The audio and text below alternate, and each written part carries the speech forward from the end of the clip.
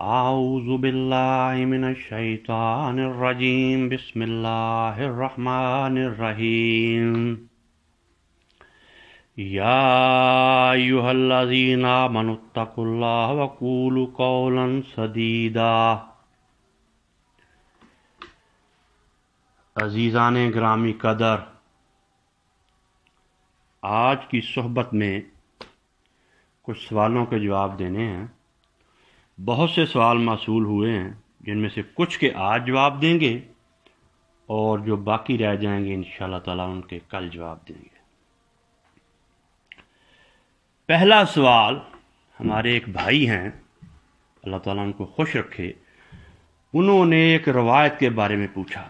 آج زیادہ سوال جو ہیں میں نے وہی سلیکٹ کیے ہیں جو ہیں جن میں بھائیوں نے روایات کے بارے میں پوچھا ہے کہ ان روایات کی فنی حیثیت کیا ہے۔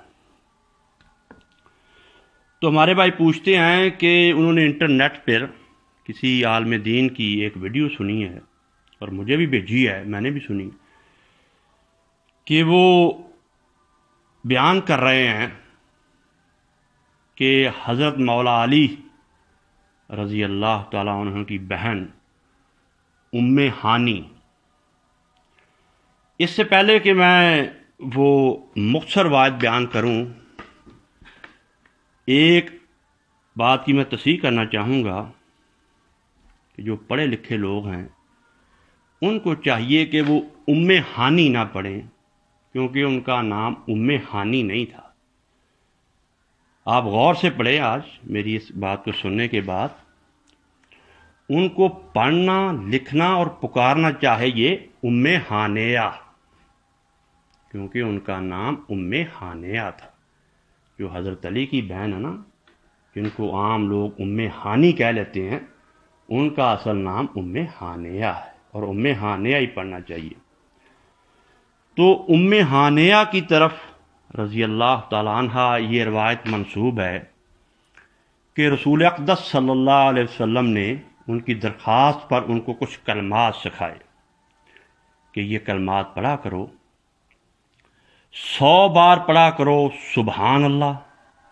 جب تم 100 بار سبحان اللہ پڑھو گے تو تمہیں 100 غلام آزاد کرنے کا ثواب ملے گا، اور بعض روایات میں آتا ہے کہ وہ 100 غلام بھی جو حضرت اسماعیل علیہ السلام کی نسل سے ہوں، یعنی اتنا ثواب، اتنے قیمتی غلام آزاد کرنے کے مترادف ہے کہ تم 100 بار سبحان اللہ پڑھو اور تم 100 بار الحمدللہ پڑھو۔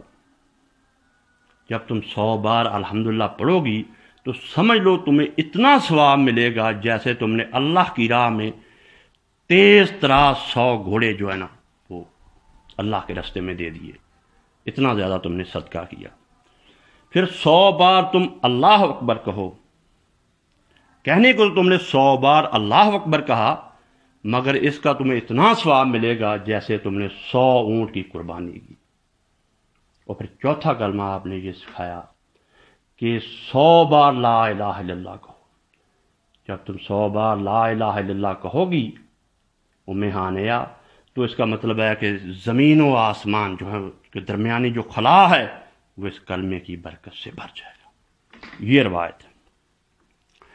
یہ روایت امام نسائی نے اپنی السنن الکبریٰ میں بیان کی ہے، امام احمد بن حنبل نے مسند احمد میں بیان کی ہے، مصنف ابن ابی شیبہ میں ہے، مگر یہ روایت صحیح نہیں ہے۔ یہ جہاں جہاں بھی ہے، جتنے بھی اس روایت کے طرق ہیں، یعنی یہ روایت جو ام ہانیہ رضی اللہ تعالی عنہا کی طرف منسوب کی جا رہی ہے، یہ جہاں جہاں بھی آئی ہے، جتنے بھی اس کے طرق ہیں، وہ سب کے سب ضعیف ہیں۔ جو ام ہانیہ کے غلام ہیں مولا ابو صالح، اس میں وہ ضعیف راوی ہیں، ان کو بالاتفاق سب نے ضعیف کہا ہے، اور حافظ صاحب ابن حجر العسقلانی رحمۃ اللہ علیہ نے بھی تقریب التہذیب میں اس کو ضعیف قرار دیا کہ وہ ضعیف راوی ہے۔ ابو صالح کی وجہ سے یہ روایت سندن ضعیف ثابت ہو چکی ہے۔ اب لذیذ بود حقائق دراز تر گفتم، حضرت ام ہانیہ کا بھی ذکر خیر ہونا چاہیے کہ رسول اللہ ان کا کتنا احترام کرتے تھے. فتح مکہ کے دن، جس دن آپ نے مکہ فتح کیا، یہ آن حضرت صلی اللہ علیہ وسلم کے پاس حاضر ہوئیں اور کہا یا رسول اللہ ایک کام ہے مجھے، کیونکہ یہ آپ کی کزن بھی تھیں، مجھے آپ سے یہ کام ہے کہ میں نے اپنے دیروں اور جیٹھوں کو پناہ دے دی ہے. آج میں نے انہیں پناہ دے دی ہے کہ آپ کو کوئی مسلمان کچھ نہیں کہے گا، مگر یا رسول اللہ علی بہت غصے میں ہے. اپنے بھائی حضرت مولا علی کا کہا وہ بہت غصے میں ہے، اور فاطمہ اس سلسلہ میں علی سے بھی زیادہ غصے میں ہے، اور وہ دونوں کہہ رہے ہیں کہ تیری کوئی پناہ نہیں ہے، نہ ہم نے تیری پناہ کو مارنا ہے. علی کہہ رہا کہ میں ان کی بوٹیاں اڑا کر رہا ہوں، جو تیرے دیر اور جیٹھ اسلام کے اب تک دشمن رہے ہیں، جن کو تو نے پناہ دے دی ہے، میں ان کی بوٹیاں اڑا کر رہا ہوں، چیتھے کر دوں گا ان کو میں. تو آپ نے بڑے پیار سے پھر کہا رشتوں کا احترام بھی ہونا چاہیے. آج بات بات پر رشتوں کی توہین ہو رہی ہے.